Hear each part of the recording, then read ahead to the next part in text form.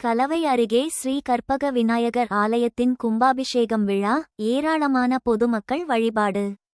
இராணிப்பேட்டை மாவட்டம் கலவை அருகே உள்ள வெள்ளம்பி கிராமத்தில் ஸ்ரீ கற்பக விநாயகர், பஜனை கோவில் மற்றும் நவக்கிரக மூர்த்திகளும் கும்பாபிஷேக விழா வெகு விமரிசையாக நடைபெற்றது.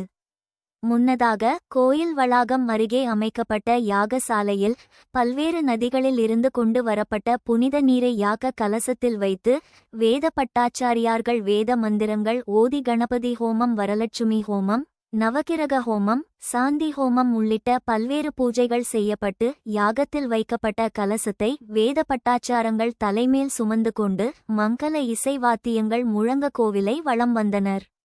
பின்னர் விமான கோபுரத்திற்கு வந்தடைந்தது. கலசத்தில் இருந்த புனித நீரை ஊற்றி கும்பாபிஷேகம் நடைபெற்றது. தொடர்ந்து ஸ்ரீ கற்பக விநாயகர் மூலவருக்கு கும்பாபிஷேகம் நடைபெற்று சிறப்பு அலங்காரத்தில் பொதுமக்களுக்கு காட்சி தந்தார்.